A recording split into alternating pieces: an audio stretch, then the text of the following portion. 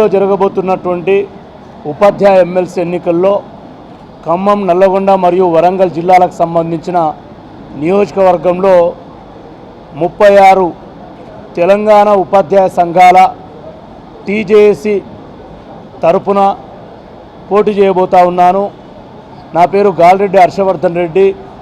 నేను కూడా 18.5 సంవత్సరాల పాటు ప్రభుత్వ ఉపాధ్యాయుడిగా పనిచేసి ఆ రోజున్నటువంటి నిరంకుశ పాలనలో ఉపాధ్యాయుల పట్ల ప్రభుత్వం వ్యవహరిస్తున్నటువంటి తీరును నిరసిస్తూ ఉద్యోగానికి రాజీనామా చేసి తదుపరి కాంగ్రెస్ పార్టీలో చేరి కాంగ్రెస్ పార్టీలో కూడా అధికార ప్రతినిధిగా ఉపాధ్యాయ ఉద్యోగ పెన్షనర్ల పక్షాన నిరంతరం పోరాడుతున్నటువంటి క్రమంలో ఈ ఎన్నిక రావడం జరిగింది.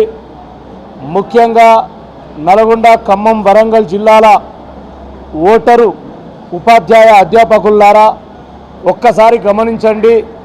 2007లో స్వర్గీయ రాజశేఖర రెడ్డి గారు ఉపాధ్యాయ ఎమ్మెల్సీ ఎన్నికలను, గ్రాడ్యుయేట్ ఎమ్మెల్సీ ఎన్నికలను పునరుద్ధరించిన తర్వాత ఇదే నియోజకవర్గంలో 2007లో ఎన్నికలు జరిగినాయి, 2013లో ఎన్నికలు జరిగినాయి, 2019లో ఎన్నికలు జరిగినాయి.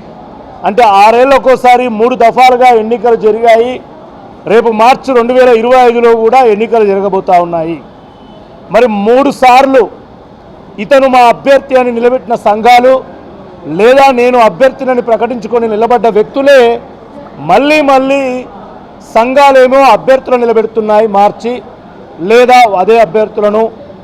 వ్యక్తులేమో పార్టీలు మారి లేదా సంఘాలు మారి ఒకసారి అధికారం అనుభవించిన తర్వాత కూడా మళ్ళీ వారే పోటీ చేస్తూ ఉన్నారు. నేను ఎందుకు చెప్తా ఉన్నాను ఈ విషయం ఇంత డెప్త్గా అంటే 2007 రోజు ఇవాళ పోటీ చేస్తున్న 2 ప్రధాన సంఘాలు 2 అభ్యర్థులు నిలబెట్టినప్పుడు ఒక కరపత్రం మా ఉపాధ్యాయ లోకం ముంగిటకు తీసుకురావడం జరిగింది.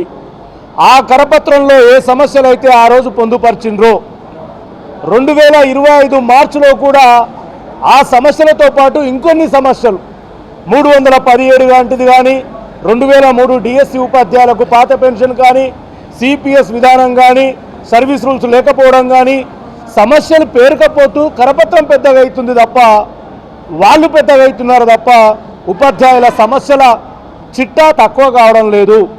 మరి అదే అభ్యర్థులు అదే సంఘాలు 6 ఏళ్ళకోసారి వచ్చి మీకు అది చేస్తాం ఇది చేస్తామని 6 ఏళ్ల తర్వాత కూడా మళ్ళీ వచ్చి ఇంకొన్ని సమస్యలను కూడా చేస్తామని చెప్తా ఉన్నారు. ఒక్క ఉదాహరణ తీసుకుంటే 398 స్పెషల్ టీచర్ల నోషనల్ ఇంక్రిమెంటు గత 3 ఎన్నికల్లో వారికి నినాదంగా మారింది.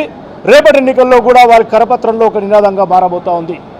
ఒకవైపు ఉపాధ్యాయుల ఆత్మగౌరవాన్ని నిలబెట్టలేదు, సరికదా తాకట్టు పెట్టడం వాళ్ళకు అలవాటు అయిపోయింది. ఒక పిఆర్సీ అంటే 5 సంవత్సరాలు 60 నెలల కాల పరిమితి. మరి 60 నెలల్లో గత ప్రభుత్వం ఇచ్చిన పిఆర్సీ జూలై 1, 2018 నుంచి రావాల్సి ఉంటే ఏప్రిల్ 1, 2021 నుంచి అమల్లోకి వచ్చింది. 33 నెలలు నిర్వీర్యమైపోతే అందులో ఒక 12 నెలలు మాత్రం ఏరియర్స్ ఇవ్వడం జరిగింది. ఆ ఏరియర్స్ కూడా 18 భాగాలు చేసి కాంగ్రెస్ పార్టీ అధికారంలోకి వచ్చినాక మొత్తం పొందినటువంటి ఉపాధ్యాయ లోకం. మరి 21 నెలలు పూర్తిగా జీరో చేసిన పాలాభిషేకాలు చేశారు, ప్రశ్నించలేదు గత ఎమ్మెల్సీలు, గత సంఘాలు. మళ్ళీ వారికే మనం ఓటేద్దామా? ఒక్కసారి ఆలోచన చేయండి. 317 జీవో వచ్చి 16,000 మంది డిస్లోకేటెడ్ అయినరు, ఒక 20,000 మంది జూనియర్లుగా డిస్లోకేటెడ్ అయి రీటైన్ అయ్యి అక్కడే ఉంటే ఒక్కరు ప్రశ్నించలేదు. ఒకరేమో అమెరికాలో, మరొకరేమో ఇంకో చోట ఉన్న నాయకులేమో ఇది చాలా మంచి జీవో, దీనివల్ల ఎవరికి నష్టం జరగలేదని పేపర్ ప్రకటనలు, టీవీ ప్రకటనలు ఇచ్చి ఇవాళ అదే 317 జీవో వాళ్ళను ఓట్లు అడుగుతూ ఉన్నారు. 19 జిల్లాల స్పౌజులు ఇచ్చి 13 జిల్లాల స్పౌజులు ఇవ్వకపోతే అడగలేని వారు ఇవాళ ఓట్లు అడుగుతూ ఉన్నారు. ఒక్కసారి ఖమ్మం, నల్లగొండ, వరంగల్ తెలంగాణ ఉద్యమంలో కూడా అత్యంత చురుకైన పాత్ర పోషించిన ఉపాధ్యాయ ఉద్యోగులు ఇక్కడ ఉన్నారు.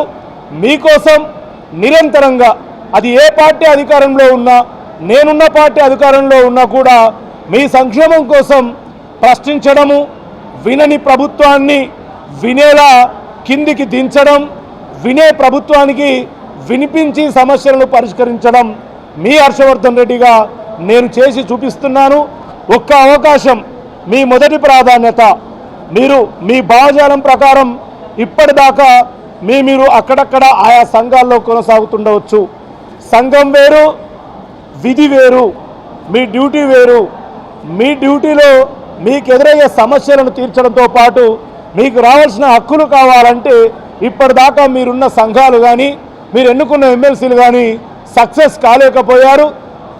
మీరు నా సంఘ సభ్యులు కాకుండా ఇవాళ భాషా పండితుల అప్గ్రేడేషను, పీఈటీల అప్గ్రేడేషను, టెట్తో సంబంధం లేకుండా ప్రమోషన్లు ఇప్పించడము, జోన్ 2లో 736 మంది జిహెచ్ఎంల ప్రమోషన్లు ఇప్పించడము, ఇవన్నీ కూడా ఈ ప్రభుత్వం వచ్చిన తర్వాత నిత్యము ఏకరువు పెడుతూ వినే ప్రభుత్వం, వినే ముఖ్యమంత్రి, వినే మంత్రులను వినిపించి తద్వారా టీచర్ల మన్ననలు ఈ ప్రభుత్వంపై ఉండేటట్టు చేసినటువంటి సోదరుడిగా నాకు, మీరు ఏ సంఘంలోనైనా ఉండండి, నా కోసం మీరు, మీ బంధువులు, మీ మిత్రులు, మీ కుటుంబ సభ్యులు, మీ కలీగ్స్ ఎక్కడైనా ఉన్నా మొదటి ప్రాధాన్యత ఓటు వేసి అత్యధిక మెజార్టీతో గెలిపించాల్సిందిగా ఈ 3 జిల్లాల ఓటర్లైనటువంటి అధ్యాపక ఉపాధ్యాయులను పేరు పేరున నేను విజ్ఞప్తి చేస్తా ఉన్నాను. Thank you.